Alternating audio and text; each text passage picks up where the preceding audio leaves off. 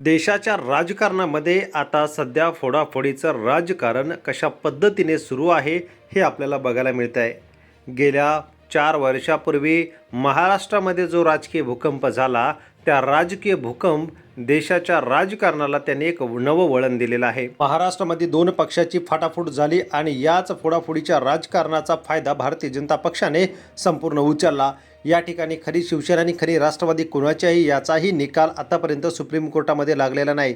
तारीखवर तारीख ही चालूच आहे. याचंही उदाहरण म्हणजे ज्यावेळेस पक्षफूट झाला होता त्यावेळेस शिंदे गटाचे नेते यांनी खुद्द आपल्या तोंडातून बोलले होते की याचा निकाल काही लवकर लागणार नाही. म्हणजे हे सर्व काही ठरवून होतं का, असाही प्रश्न आता सर्वसामान्यांना पडलेला त्याचं उत्तर मिळू लागलेलं आहे. तर दुसरीकडे नरेंद्र मोदी यांची सत्ता आणि या ठिकाणी सत्तेमध्ये असताना सुद्धा यांना इतरांच्या पक्षाचे खासदार आमदारांची गरज का भासते, याचंही आता उत्तर भाजपने द्यायला हवं असं सर्वसामान्य जनतेला वाटू लागलेलं आहे.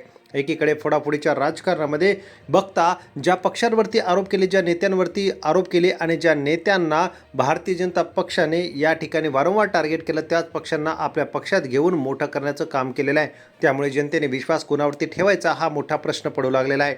भारतीय जनता पक्ष यांच्यासाठी आता जी वॉशिंग मशीन आहे ती एकदम क्लीन आणि नीट झालेली आहे. त्यामुळे शिंदेंच्या गटात ज्यांच्यावरती आरोप झाले त्यांनाही पक्षामध्ये आणि सत्तेमध्ये सोबत घेतलेला आहे, असा आरोप अंबादास दानवे यांनी केलेला आहे. तर दुसरीकडे भारतीय जनता पक्षामध्ये अनेक नेते सामील झालेले आहेत. त्यामध्ये आसाम राज्य असो, तामिळनाडू असो, उत्तराखंड असो, पश्चिम महाराष्ट्र असो, या सगळीकडून आपण जर बघतोय तर ज्या ज्या नेत्यांवरती आरोप केले ते सगळे नेते गेलेले आहेत. तर इतकं सगळं करूनसुद्धा नरेंद्र मोदी, भारतीय जनता पक्ष आणि एकनाथ शिंदे यांच्या शिवसेनेला मात्र आयारामांची जास्तच चाहूल लागलेली आहे. दुसऱ्यांचा पक्ष फोडता फोडता भारतीय जनता पक्षामध्ये काँग्रेस मुक्त भारत करता करता काँग्रेसयुक्त भारत या ठिकाणी भारतीय जनता पक्षाने केला आहे की काय, असाही सध्या प्रश्न पडू लागलेला आहे. कारण की अनेक दिग्गज नेते काँग्रेसचे ते आज भारतीय जनता पक्षामध्ये मुख्य नेते म्हणून वावरत आहेत. तर निष्ठावंत कार्यकर्त्यांना या ठिकाणी कोणतीही संधी मिळत नाही. एकनाथ शिंदे यांच्या पक्षामध्ये पुन्हा एकदा ठाकरे गटाचे खासदार जाणार, पुन्हा एकदा ठाकरे गटाचे आमदार जाणार, याची चर्चा जोरदार रंगू लागलेली आहे. असं काही बघता ठाकरेंकडे जायचं, मोठं व्हायचं, पद मिळवायचं, नाव मिळवायचं आणि त्यानंतर सत्तेकडे झुकायचं, याच गोष्टीकडे सध्या महाराष्ट्रातील राजकारण आहे. म्हणजे भारतीय जनता पक्ष आणि शिंदे गटाला ठाकरेंशिवाय पर्याय नाही, अशी ही चर्चा जोरदार दिवसभर रंगू लागलेली आहे. खरं बोलेल जो वाकणार नाही त्याला मात्र सत्तेच्या पुढे या ठिकाणी वेगवेगळ्या चौकटीमध्ये अडकवण्याचं काम चालू आहे. ठाकरे गटांचे एकूण आमदार आणि खासदार बघता या ठिकाणी लोकसभेमध्ये अरविंद सावंत, संजय देशमुख, नागेश पाटील आष्टीकर, संजय जाधव परभणी, दक्षिण मुंबई, यवतमाळ, हिंगोली या ठिकाणी हे 4 खासदार आहेत. या ठिकाणी दर दुसरीकडे बघता एकनाथ शिंदे यांच्या पक्षाला यांची गरज आता भासू लागलेली आहे.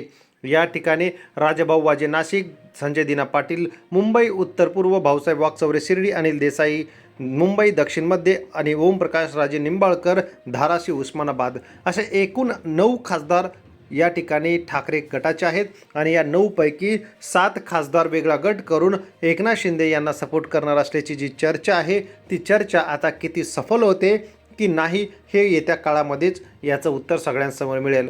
मात्र प्रश्न एक पडलेला आहे की एकनाथ शिंदे आणि भारतीय जनता पक्षाला असे इतरांच्या पक्षातील फोडून घेण्याची गरज का भासू लागलेली आहे. आज भारतीय जनता पक्ष महाराष्ट्रामध्ये सत्तेत बसलाय तर त्याचं कारण म्हणजे ठाकरे आहे. ठाकरेंची शिवसेना फोडली आणि एकनाथ शिंदेना सोबत घेऊन सत्ता मिळवली आणि त्यानंतर सत्ता हातात आल्यानंतर चक्र फिरवली आणि याच ठिकाणी ज्या नेत्यांवरती आरोप केले त्या सगळ्यांची मोठ बांधून पुन्हा एकदा सत्ता मिळवली. याच पद्धतीने लोकसभेमध्ये आणि राज्यसभेमध्ये काही बिलं पास करायची असेल तर मेजॉरिटी हवी आहे. 400 पारचा नारा दिला, मात्र तो काही पूर्ण झाला नाही. मात्र आता भारतीय जनता पक्षाने पश्चिम बंगालमध्ये ममता दीदीचा खासदारांचा गट आपल्या पक्षात घेतला, तसाच ठाकरेंचा इकडे शिंदे गटामध्ये घेऊन जाणार आणि लोकसभेमध्ये ताकद वाढवणार असा प्रश्न आहे. ज्या ममता दीदीवरती खालच्या स्तरावरती जाऊन त्या खासदारांवरती आरोप केले, त्यांनी कामं केले नाही, जनतेला त्यांच्याकडून मतदान मागितलं, आज तेच खासदार भारतीय जनता पक्षाला सोबत आपल्याला हवे वाटत आहेत.